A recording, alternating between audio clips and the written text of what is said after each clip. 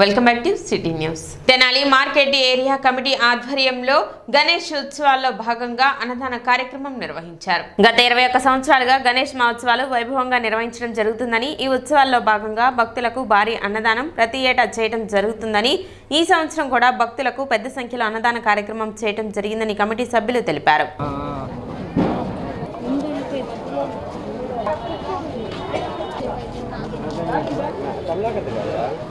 ఏంటిదిరా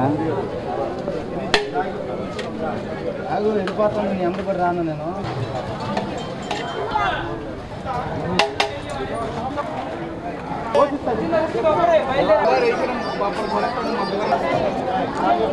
ఈరోజు మహాగణపతి మహోత్సవాల్లో భాగంగా అన్న సందర్పణ కార్యక్రమం జరుగుతుంది. గత 21 సంవత్సరాలకి ఎంతో అత్యంత కనుల పండుగ ఈ కార్యక్రమానికి దాతలందరూ సహకరిస్తున్నారు. ఎటువంటి స్టోకింగ్ లేకోకుండా మన మార్కెట్ ఏరియా కమిటీ వారి ఆధ్వర్యంలో అన్న సందర్భన కార్యక్రమం జరుగుతుంది కాబట్టి భక్తులందరూ వేలాదిగా పాల్గొని ఈ యొక్క కార్యక్రమాన్ని చేయాలని కోరుతున్నాం. మార్కెట్ ఏరియా కమిటీ ఆధ్వర్యంలో జరుగుతున్న 21వ మహాగణపతి మహోత్సవంలో భాగంగా ఎంతో అత్యంత వైభవపేతంగా అన్న సంతర్పణ కార్యక్రమం ఎంతో అత్యంత వైభవంగా జరుగుతుంది. ఈ కార్యక్రమానికి ఎన్నో వేల మంది భక్తులు వచ్చేసి అన్నప్రసాదం స్వీకరిస్తున్నారు. ఎంతో ఆనందంగా ఉంది. ఇలాంటివి హిందుత్వాన్ని కాపాడే ఇలాంటి కార్యక్రమాలు ఎన్నో చేస్తామని మార్కెట్ ఏరియా కమిటీ నుంచి తెలియజేస్తున్నాము. అలాగే గత 21 సంవత్సరములుగా ఈ కార్యక్రమానికి సహకరిస్తున్న దాతలందరూ అష్టైశ్వర్యములతో ఆయురారోగ్యములతో అన్ని వేళలా సుఖ సంతోషాలతో వర్ధిల్లాలని మనస్ఫూర్తిగా ఆ విఘ్నేశ్వరుని కోరుకుంటూ మార్కెట్ ఏరియా కమిటీ. సెప్టెంబర్ 14వ తేదీ దేశమంతటా నిర్వహించనున్న హిందీ దినోత్సవ వేడుకలను పురస్కరించుకొని శుక్రవారం పట్టణ మారిస్పేటలోని ఎన్సీఆర్ స్కూల్లో హిందీ దివస్ వేడుకలు వైభవంగా నిర్వహించారు. ఈ సందర్భంగా సభా కార్యక్రమానికి అధ్యక్షత వహించిన హిందీ ఉపాధ్యాయ సంఘం రాష్ట్ర అధ్యక్షులు వనిమిరెడ్డి విజయ్ కుమార్ మాట్లాడుతూ 1949 సెప్టెంబర్ 14వ తేదీన హిందీ భాషను అధికారిక భాషగా ప్రభుత్వం ప్రకటించినప్పటి నుండి హిందీ దివస్ వేడుకలు దేశమంతటా నిర్వహించడం జరుగుతుందన్నారు.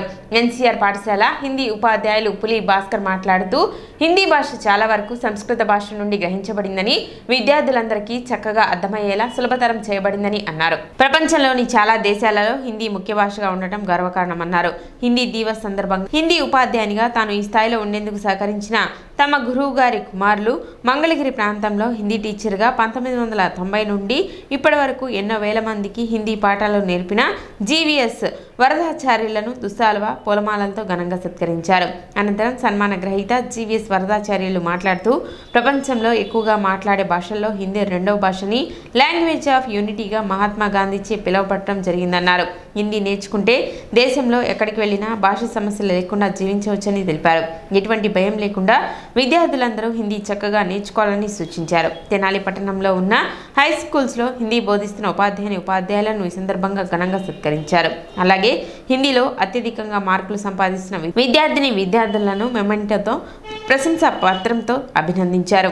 అలాగే ఇటీవల కేరళలో వైనాడు ప్రాంతంలో వరద బాధితులకు అండగా నిలిచి తమ వంతు సాయంగా ధనసేకరణ చేసిన విద్యార్థులకు ఈ సందర్భంగా మెమెంటో ప్రశంసా పత్రంతో అభినందించారు.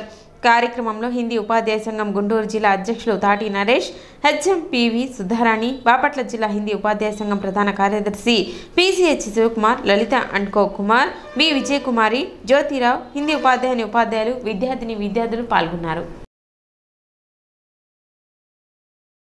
వేదంలో ఒక మాట చెప్తాడు, ఆచార్య పూర్వ రూపం అంతే వాస్తర రూపం విద్యా సంధి ప్రవచన గుం సంధానం ఇత్యది విద్యం అంటాడు. ఆచార్యుడే మొదటి రూపం, శిష్యుడు రెండో రూపం.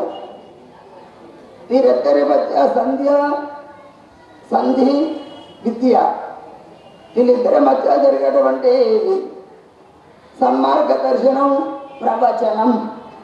అంటే గురువు చెప్పిన విషయాన్ని మనం ఆలకించి ఆ జ్ఞాన సంపత్తిని మనం పొంది దాన్ని ఉపయోగించాలి. అదే విద్య. నేను కూడా ఈరోజు సుమారుగా ఒక 45-50 మంది స్మార్త పండితుల్ని తయారు చేసి నాన్నగారి మాటని నిలబెట్టి ఆ పండాలు ఆ మార్గంలో నడవడం జరుగుతుంది.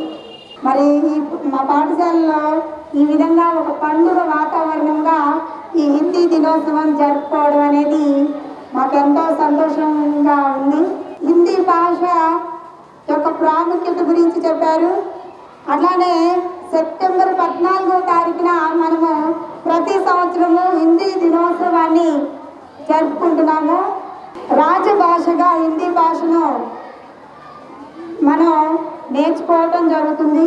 విద్యార్థులైన మీరు హిందీ అనేది ఒక లాంగ్వేజ్, మీకు ఆ హిందీ భాషను మీరు బాగా నేర్చుకొని మరి హరిగా చెప్పినట్టు మనం ఎక్కడికి వెళ్ళినా, వేరే రాష్ట్రాలకు వెళ్ళినా చక్కగా మనం భాష నేర్చుకున్నప్పుడు అది మనకి ఎంతగానో ఉపయోగపడుతుంది. అంటే సంస్కృతం నుంచే పుట్టింది కాబట్టి హిందీ భాష అక్కడ తప్పనిసరిగా మీరు సంస్కృతి చదువుకుంటున్నారు కాబట్టి సరే మేము అట్లా కొంచెం సంతృప్తి చదువుతున్నాం.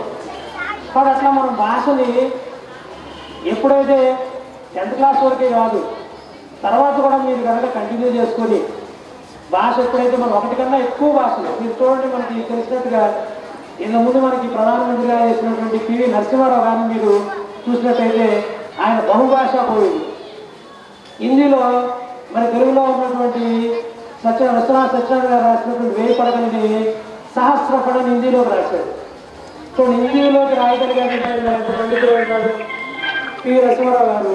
అంటే మనం ఇప్పుడు కూడా ఎన్ని ఎక్కువ భాషలు నేర్చుకొని ఉంటే అన్ని అవకాశాలు మనకి భవిష్యత్తులో ఉంటాయి మన ముందు కూడా. అందుకని ప్రతి ఒక్కళ్ళు కూడా హిందీ భాషని మనం నేర్చుకోవాలి. అనుమల్లపూడి గ్రామంలో వినాయకుడి నిమజ్జనం కార్యక్రమంలో తీవ్ర ఉద్రిక్తత చోటు చేసుకుంది. వైసీపీ నాయకులు టీడీపీ వర్గంపై రాళ్ల దాడి చేశారు. గ్రామంలో గొడవలు జరుగుతాయని ముందస్తుగా పోలీసులు బందోబస్తు ఏర్పాటు చేశారు. అయినా పోలీసుల ఎదుటే వైసీపీ నాయకులు టీడీపీ వాళ్లపై రాళ్ల వర్షం కురిపించారు. వివరాల్లోకి వెళ్తే అనుమర్లపూడి గ్రామంలో గౌడు సంఘం ఆధ్వర్యంలో గత 7న బాయ్ సెంటర్లో వినాయక విగ్రహం ఏర్పాటు చేశారు. ఈ రోజు వినాయకుని విగ్రహం నిమజ్జనం సందర్భంగా గ్రామంలో ఊరేగింపుతో సేకూరు మీదుగా సంఘం జాగర్లముడి లాకుల వద్ద నిమజ్జనం చేసే క్రమంలో డీజేతో ఊరేగింపుగా గ్రామంలోని పంచాయతీ వద్దకు రాగానే రోడ్డు ప్రక్కన డాబా మీద నుంచి వైసీపీ నాయకులు రాళ్లతో దాడులకు తెగబడ్డారు. వైసీపీ అధికారం కోల్పోయిన దగ్గర నుండి రగిలిపోతున్నారని టీడీపీ నాయకులు ఊరేగింపులో ఎమ్మెల్యే ధూళిపళ్ల నరేంద్ర పాటలు డీజే వేసుకుని గ్రామంలో తిరగటం నచ్చక వైసీపీ నాయకులు తమపై రాళ్ల దాడి చేశారని, రాళ్ల దాడి జరుగుతున్న సమయంలో పోలీసులు కూడా ఉన్నారని, అయినా ఎక్కడా వైసీపీ నాయకులు దాడి చేయడం తగ్గలేదని, దాడుల్లో 5గురికి గాయాలు కావడంతో 3గురిని తెనాలి ప్రభుత్వ వైద్యశాలకు తరలించడం జరిగిందని, మరొక 2 గ్రామంలోని ఆర్ఎంపీ దగ్గర చికిత్స పొందుతున్నారని, తాము వినాయకుడి నిమజ్జనంలో ఎమ్మెల్యే నరేంద్ర పాటలు వేసుకోవడమే వైసీపీ నాయకులు సహించలేక ఆగ్రహంతో తమపై రాళ్ల దాడి చేశారని, దాడి చేసిన వారిని తక్షణమే పట్టుకుని కఠినంగా శిక్షించాలని ఆగ్రహం వ్యక్తం చేశారు. రాళ్ల దాడుల్లో 5గురికి గాయాలు కాగా అందులో 5 ఏళ్ల చిన్న పాప కూడా ఉందని, సాంబశివరావు 25 సంవత్సరాలు, అనగాని శ్రీనివాసరావు 50 సంవత్సరాలు, గుంపెన సాంబశివరావు 55 సంవత్సరాలు కలిగిన వ్యక్తులకు తెనాలి ప్రభుత్వ వైద్యశాలలో చికిత్స జరుపుతున్నారని, దాసరి హిమని 5 ఏళ్లు, ఉయ్యూరు నరేంద్ర 20 ఏళ్లు గ్రామంలోనే ఆర్ఎంపీ వద్ద చికిత్స పొందుతున్నారని తెలిపారు. సెంటర్లో డీజే ఆపకుండా ముందుకెళ్ళింది. డీజే తీసుకురావడానికి డీజేని వెనక్కి తీసుకొచ్చినాక నరేంద్ర గారు పాట వేయించాను. నరేంద్ర గారు మామూలుగా పాట వేయించి ఎగురుతూ ఉన్నాను. ఎగురుతూ ఉంటే రాయి సైడ్ సీరియస్ రాయి కలిగింది. రక్తం బాగుంది, కళ్ళు తిరిగింది. నాకేం అర్థం కాలేదు. తర్వాత మా ఊళ్ళో ఎవరు కావాలన్నారు గంట గట్టిగా కొంచెం అడకి తర్వాత పరిగెత్తారు. ఇట్లా మాది అనార్లపూడి గ్రామంలో వినాయక చవితి నిమజ్జన కార్యక్రమం పూర్తి చేసుకుని ముందుకు వెళ్తున్న సందర్భంలో సెంటర్కి వచ్చామండి. సెంటర్కి వచ్చి మా ఇంటి ముందు పాట వేయాలని బండి వెనక తీసుకురావడం జరిగింది. బండి వెళ్ళిపోతుంటే వెనక తీసుకొచ్చి మనం పార్టీ పాట వేయడం జరిగింది. టీడీపీ పాట నరేంద్ర గారికి సంబంధించింది. పార్టీ పాట వేయించే సందర్భంలో ఈ రాళ్ల దాడి చేయడం జరిగింది. టీడీపీ పాటలో సెంటర్లో వేయడానికి అర్హత లేదని ఈ రాళ్ల దాడి జరిగింది. ఈ సందర్భంలో 4గురికి దెబ్బలు తీవ్ర దెబ్బలు. అతను రేఖా సాంబి అనే అతనికి తలకి కుట్లు బండి 5 కుట్లు వేశారు. ఇంకా శ్రీనివాసరావు గారు, ఇలానే యామయ్య గారు, ఇంకా చిన్నపిల్లలు తగిలిని 8 మంది ఆడవాళ్ళు దెబ్బలు తగిలి వాళ్ళు వేరే హాస్పిటల్లో చికిత్స పొందడానికి వెళ్ళారు. మేము రక్త కోసం రాకపోతాను, తలకు తగిలిన దెబ్బలు నొప్పి రాకపోతాను మేము గవర్నమెంట్ హాస్పిటల్లో ఉండాల్సి వచ్చింది. అతనికి రూమ్ ఇచ్చి 2 రోజులు ఇక్కడ ఉండవలసిందిగా డాక్టర్లు తెలియపరిచారు. నిమజ్జనం కార్యక్రమం సందర్భంగా సెంటర్కి వచ్చి టీడీపీ పాట వేయడం జరిగిందన్న. టీడీపీ పాట వేయడం జరిగినప్పుడు వైసీపీ నేతలు చుట్టూ రాళ్ళు తీసుకొని నుంచొని రాళ్ళు దాడి జరగడం జరిగింది సెంటర్లో. ఈ పాట వేసిన టీడీపీ పాట వేయగానే రాళ్ళు దాడి చేశారు. ఆ ఫ్లెక్సీల విషయంలో కూడా నాకు మనసులో పెట్టుకొని ఇవాళ పార్టీ పాట వేసినాక మా పార్టీ మన పార్టీ అధికారం లేదు, వాళ్ళు మన ఇంటి ముందు మన పాటలు ఏంటి అనేది మా పాట పెట్టగానే పార్టీ పాట పెట్టగానే దాని గురించి రాళ్ళ దాడి జరిగింది. బొమ్మ సెంటర్కి వచ్చాము. సెంటర్కి వచ్చినాక పోలీసులు ఎదరికి పంపించేసరికి బొమ్మను ఆడాది డీసీని వెనక రమ్మని 2 పాటలు పార్టీ పాటలు వేసుకుందామని వెనక తెప్పించేసరికి వాళ్ళు వెనక నుంచి రాళ్ళు దాడి బాగా వైసీపీ నాయకులు. వినాయక చవితి సందర్భంగా మేము కార్యక్రమం జరుపుకుంటున్నాం. హనుమన్పూడి సెంటర్లో వచ్చేసే మేము టీడీపీ పాట అనేది వేయటం జరిగింది. దాని పక్షాన చుట్టూ వైసీపీ నేతలు రాళ్ళు దాడి చేశారు. మండలంలోని జగడగుంటపాలెం ప్రగడకోటయ్య నగర్లోని పద్మశాలి యూత్ ఆధ్వర్యంలో ఏర్పాటు చేసిన గణేష్ని మండపం వద్ద లడ్డు వేలం నిర్వహించగా రాజా భక్తుని విజయ్ కుమార్ 136,000కు దక్కించుకున్నారు. వేలం పాట కార్యక్రమం జరుగుతుంది.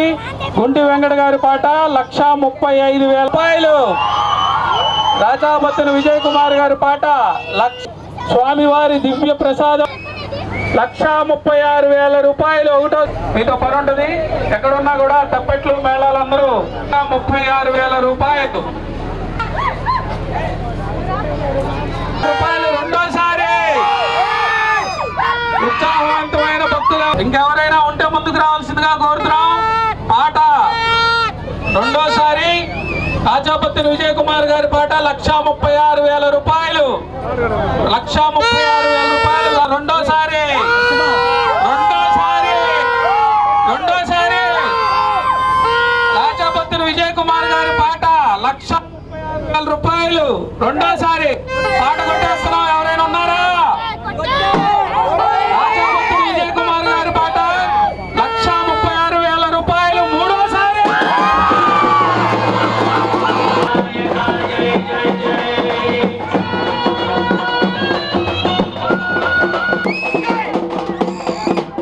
ఈ సంవత్సరం మన స్వామివారి దివ్య ప్రసాదమైనటువంటి అతి మహిమాన్వితమైన లడ్డూని రాజాభక్తుని విజయ్ కుమార్ గారు 136,000 రూపాయలకి పాడి సొంతం చేసుకుని స్వామివారు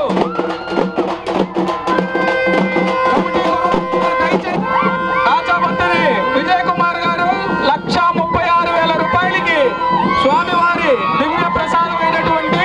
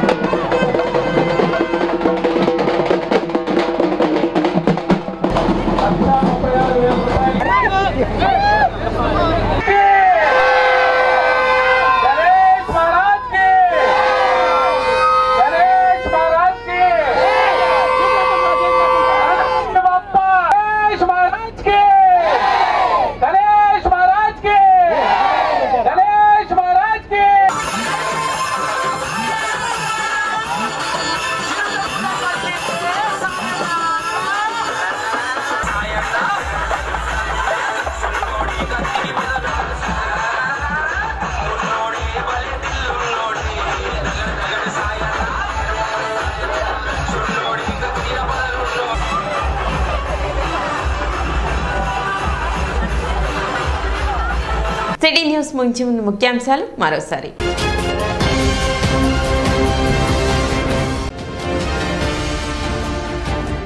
పట్టణంలో దోమల నియంత్రణలో భాగంగా డ్రోన్ల ద్వారా యాంటీ లార్వాను స్ప్రే చేస్తున్న మున్సిపల్ అధికారులు.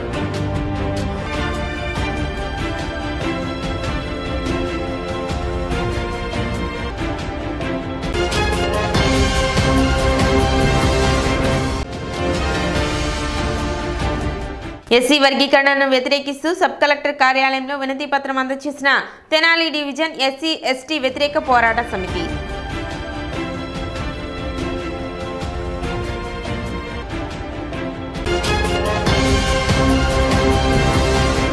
సిటీ న్యూస్ ఇంతటితో సమాప్తం. నమస్కారం.